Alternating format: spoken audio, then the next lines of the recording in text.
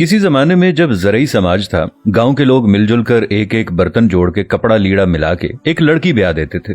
हर एक फर्द की तरफ से जो भी कुछ दिया जाता था वो बेटी या बेटे वाले की तरफ से बाजी होती थी, जिसका मतलब था कि आज हम दे रहे हैं, कल ये हमारे बेटे या बेटी की शादी पे हमें मिलेगी। ये एक तरह की कमेटी होती थी। इसके बावजूद कि शादी बाकायदा मनसूबा बंदी के साथ की जाती है, शादी का खाना देना या मेहमानों को दावत खिलाना भी एक समझ में आने वाली बात है। दूसरी तरफ मर्ग है जो कभी पूछ के नहीं आती। आने वाले मेहमानों की तादाद भी मुतय्यन नहीं होती, दिन भी मखसूस नहीं होते। बाज़ औक़ात तो 40-40 दिन तक सोग चलता है और खाने में हम बकरों और मुर्गों का मुतालबा करते हैं। लेकिन सवाल है कि क्या हम पैदा ही खाने के लिए हुए हैं? क्या हम मर्ग पे भी खाने के लिए जाते हैं? इसे तो एक तरफ रखिए, और कहते हैं ना कि दुख अपना अगर हमको बताना नहीं आता, तुमको भी तो अंदाजा लगाना नहीं आता।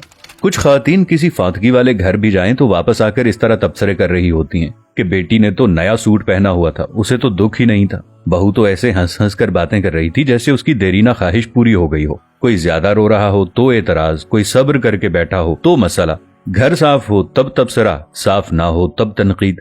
भाई तुम्हें किसने हक दिया है दूसरों को जज करने का? किसी का जूता पहनकर जब तक खुद नहीं चलते तब तक उसके चलने पर एतराज न करें। खुद तो 4 प्लेट बिरयानी तरावल करके डकार भी ना मारें और दूसरों पर ताबड़तोड़ हमले। खुदारा रहम करें, कम अज कम सोग में शामिल नहीं हो सकती तो बिला वजह उनकी इज्जत भी ना उछालें। ये वक्त सब पर हर घर में आता है और आना है।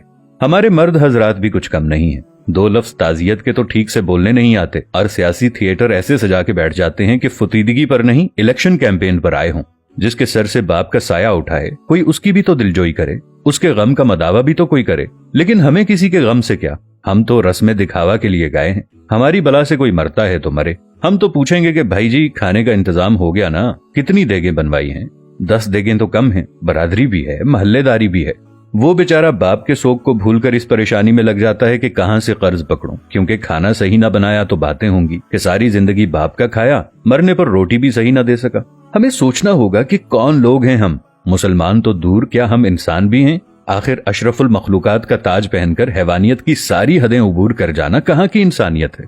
मैंने मैयत के घर में ऐसी आवाजें भी सुनी हैं। जो देग पर बांटने में लगा हुआ होता है उसे कहा जाता है कि जरा प्लेट में 4 बोटियां ज्यादा डाल देना। वो दामाद भी आया है, उसे भी खाना देना है। वो बेटी जो माँ या बाप की मैयत पर रो रो कर हलकान हो रही थी, जैसे ही जनाजा उठता है तो वो सारा गम पसे पुश्त डालकर खाना तकसीम करने में लग जाती है कि ससुराल वाले भी आए हैं, उन्हें खाना न मिला तो सारी जिंदगी बातें सुनने को मिलेंगी कि तेरे बाप की मैयत पर तो हमें खाना भी नहीं पूछा किसी ने। मैंने इस बात पर भी तबसरे सुने हैं कि सालन में तो तरी ही नहीं थी, हमारी प्लेट में तो बस शोरबा ही आया। हम बहैसियत मुआशरा जालिम बन गए हैं। खुशियां तो कुजा, हमने मर्गों को भी अपने शरीके पूरे करने के लिए इवेंट बना लिया है। वो अकबर इलाहाबादी का शेर था कि जब मैं कहता हूँ कि या अल्लाह मेरा हाल देख, हुक्म होता है कि अपना नामाए अमाल देख। कुछ सवाल आपके ज़मीर के दरवाजे पर छोड़ रहा हूँ। क्या हम फुतीदगी के खाने का बाइकआउट नहीं कर सकते? क्या हम भूख लगने पर बाजार से खाना नहीं खा सकते या अपने घर पर जाकर नहीं खा सकते? क्या हम घर में ऐसा उसूल नहीं बना सकते कि खानदान में कोई किसी की फुतीदगी पर नहीं खाएगा? सोचिएगा जरूर।